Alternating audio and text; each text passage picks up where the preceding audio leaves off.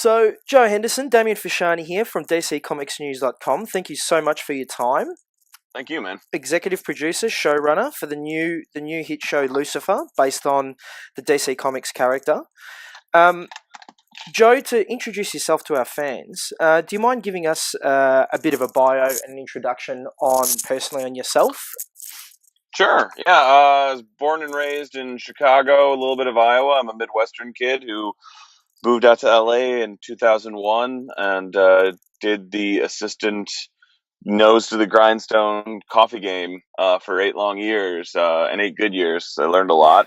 And then I got staffed on a show called White Collar on USA, which I was lucky enough to be on for the entirety of its run, which was 6 seasons. And I was lucky to be on a show where I learned a whole lot and had a showrunner who taught me a whole lot, so that by the time I was done with the show, I was at a co-executive producer level. While I was on there, I did a season of Graceland. I was on Almost Human for a little bit. And then before this gig, I was on a show called 11/22/63, which is a Hulu show with James Franco that is currently airing right now as well. So it's actually kind of strange because that's airing. I worked on that before Lucifer, but it's now airing after Lucifer. So it's a very strange thing. But from there, I then jumped on to Lucifer, where I am now. So with Lucifer, it's an exciting time that the pilot aired, and I think we're a few episodes now into the series. Is that right? Yes, 3 or 4 we are 5 episodes in. 5 episodes in. So as far as that opportunity, how did the Lucifer opportunity present itself to you? Well, so I came in after the pilot. A writer named Tom Kapanos, who created Californication, wrote the pilot. Len Weissman directed it. And then Tom decided to go on to other projects. And I got a call about the gig, and I watched the pilot, and I got really excited because it's everything I like in a TV show. It's funny, it's dark, it's weird, it's character-driven.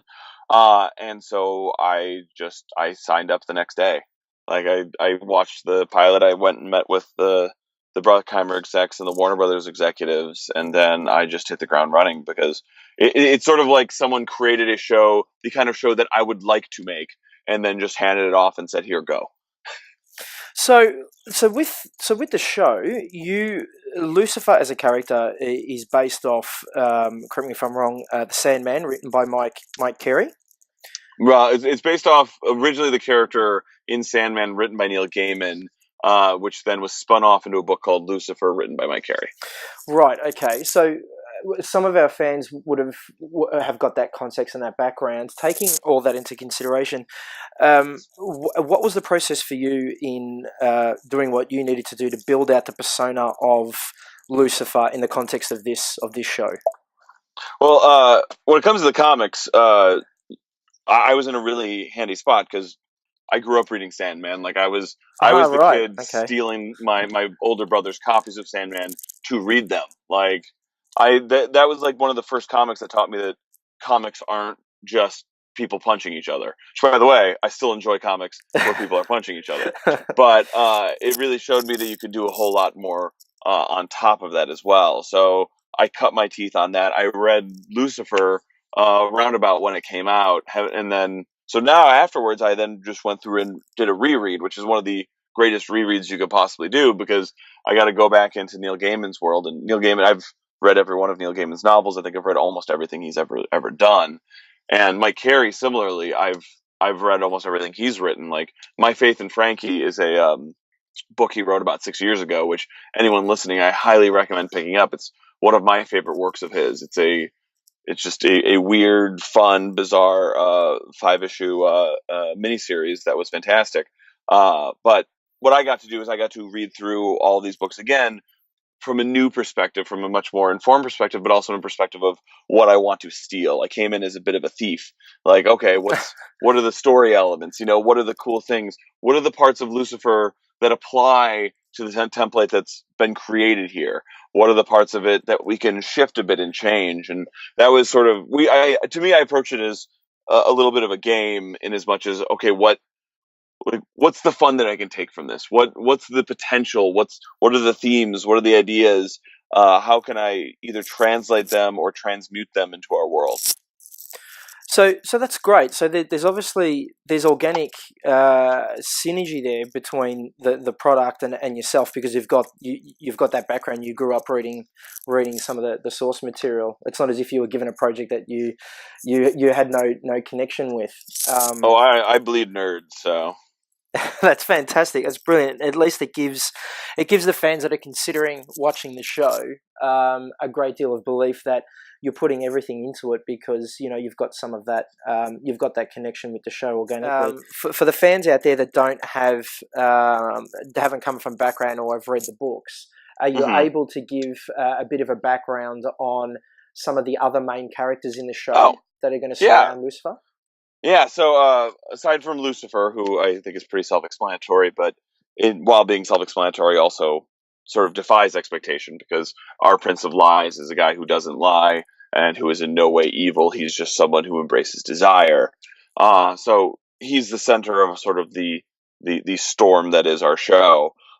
With him is Chloe Decker, who is a cop who is not from the comic books, but was an original creation. And she's sort of the character. Lucifer's been on Earth for 5 years, and he sort of gets what he wants. He gets his way because he's the devil, and all he does is basically bring people into desire and have them reveal the truths that they might not necessarily be able to admit about themselves. And here he meets this detective in Chloe, who his effect doesn't seem to work on, who doesn't seem to fall for his wiles and charms, and so intrigues him, and also represents someone who, like, Lucifer likes to explore humanity because he finds it interesting. Chloe wants to explore humanity because she wants to do the right thing and seek justice. And it's a character that he just can't wrap his brain around. So you've got her that he's working with. And then you've got Maze, who is Mazikeen, who is from the comics, who is both in the comics and in our world, Lucifer's right-hand woman. Like, she's his best friend, his sidekick, his, in many ways, equal. She's the one who's always had his back. And so one of our primary dynamics is Chloe is the angel on Lucifer's shoulder, and Maze is the devil on the devil's shoulder. So she's the one who came with him to party and raise hell on earth, and now she's seeing Lucifer sort of going on these cases with a cop and wondering what happened to the devil she knew so well. So those are our sort of that's our trio, if you will. And then you've got Amenadiel, who is also based on a character from the comics, who is Lucifer's brother, fellow angel. Now, in the comics, he's a really angry old white dude. And our DB Woodside is a slightly more attractive man who represents the same idea, which is go back to hell, do your job. And that's an element that very much comes from the comics as well, which is Lucifer doesn't want to follow God's rules. Lucifer never wants to follow God's rules. But our version of him is much more of an older brother. Ours is much more, I need you, like, do your job. Stop being the wayward son. Stop being the annoying kid. And one of the things I think we get a lot of mileage out of is the idea of younger brother, older brother, taking a very, very identifiable, at least for me, concept and putting it with two very larger than life characters. So you've got all of them. I think that covers everyone from the translation from comics to TV. So that's a brilliant oversight with those characters. Given the backdrop and the religious ties to the comic books and some of those characters, is with the religious theme, is that something that you have to put specific focus on and manage with fans or with religious groups out there, or is it something that you don't need to kind of worry about? We made a bit of a conscious decision not to worry about it too much, and a little bit of that is following the lead of Mike Carey and Neil Gaiman, where I think they just set out to tell stories with a point of view and with an emotion to them.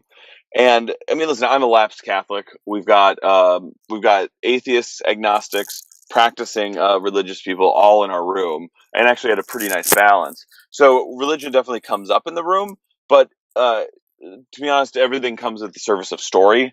So we like to delve into it, but we like to delve into it only when it really ties into the story of Lucifer is a wayward son who rebelled against dad, and dad kicked him into hell.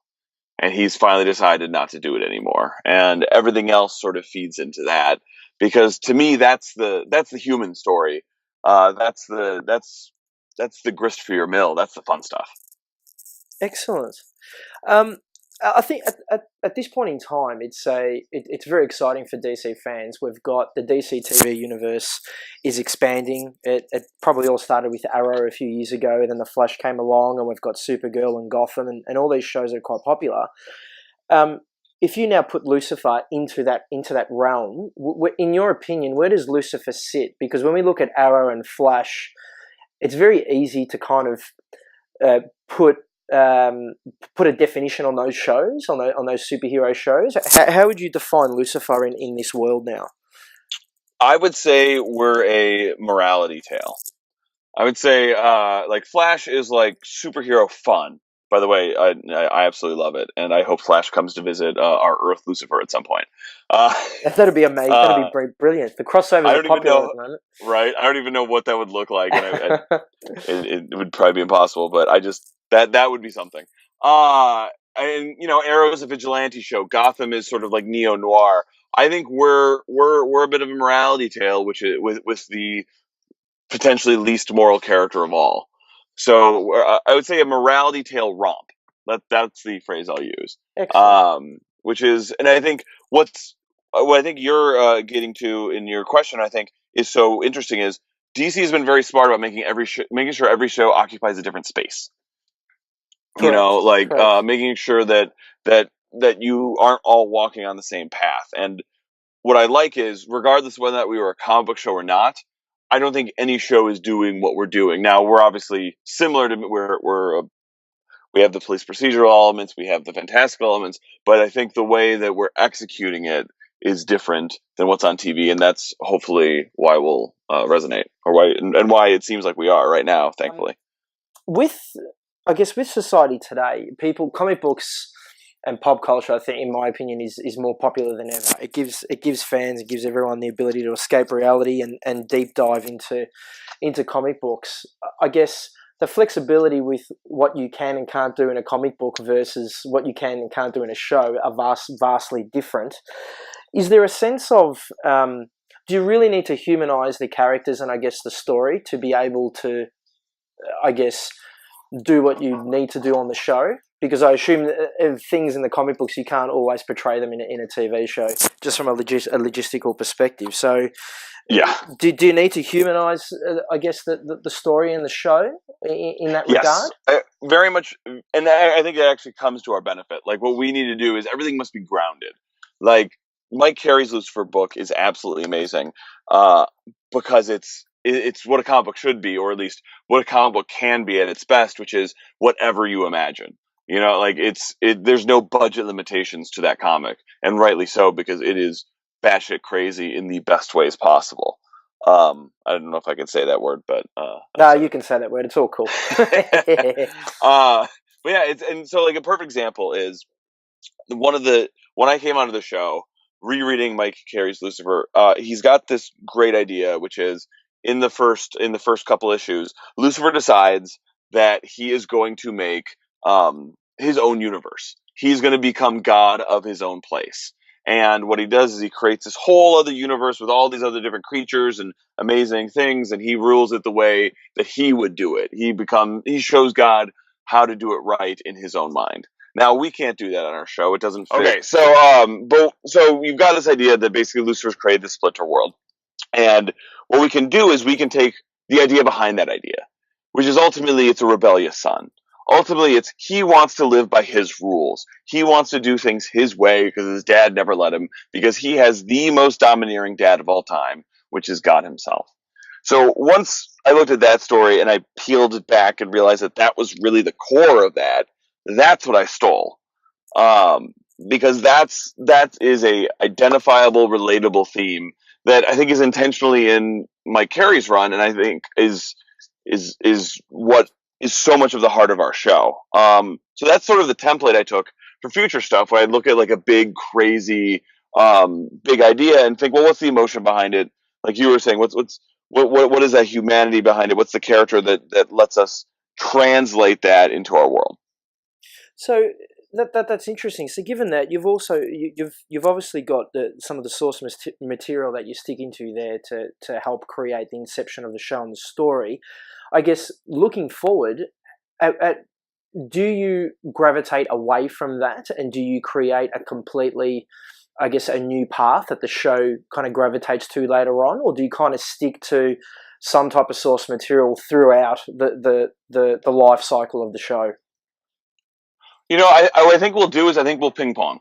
I think there will be times where you'll see us adapting a story a little bit, or in a very, very loose adaptation, a thematic adaptation. But here's like TV is such a living medium, and as you see which characters have chemistry and which characters are working, and what aspects of the characters are really resonating for us, the writers, we've already sort of gone away from potential ideas and paving a bit of new ground, which you'll see more and more as we move forward. So it's a little bit of both. You're going to see a little bit of, I think I know where they took that from in Lucifer, and then I think you're going to see a couple of stories where you're like, oh, that is not something they did at all. And I think that's the fun of it, is we get to pick and choose a little bit. And I think, look, speaking as a consumer of these TV shows for myself, I think fans, they like a bit of uniqueness when shows bring something new and unique to a character that's well defined already. It gives it it's a bit of I guess it's a bit of fresh air in regards to telling a story that we know, but in a different way. So I guess that's great news for the fans. You want to give them both what they the familiar that they miss and something new to excite them. Exactly. And me. Exactly.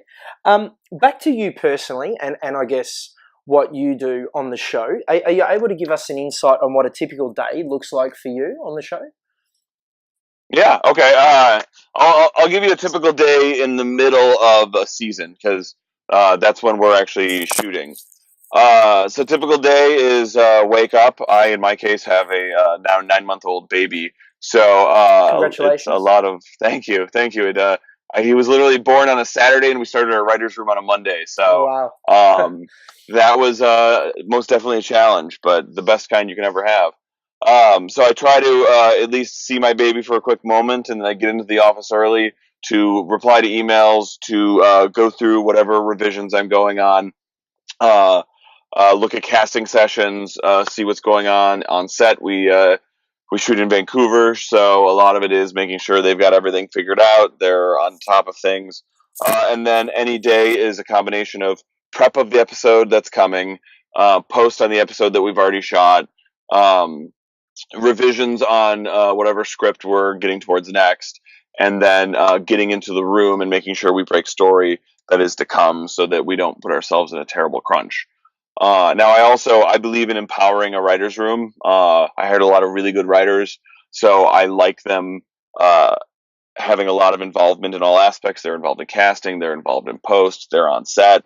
To me, that's important because it empowers them to feel ownership on the show.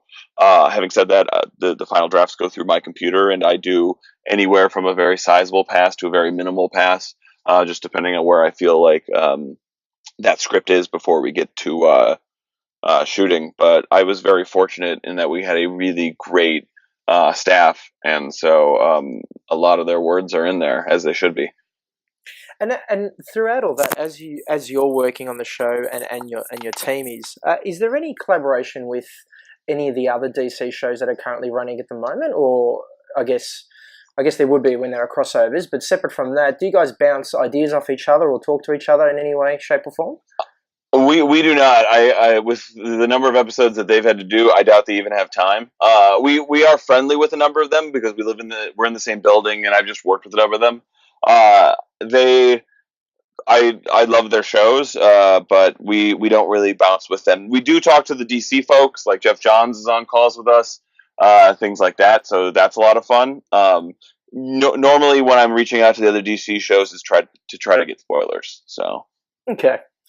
I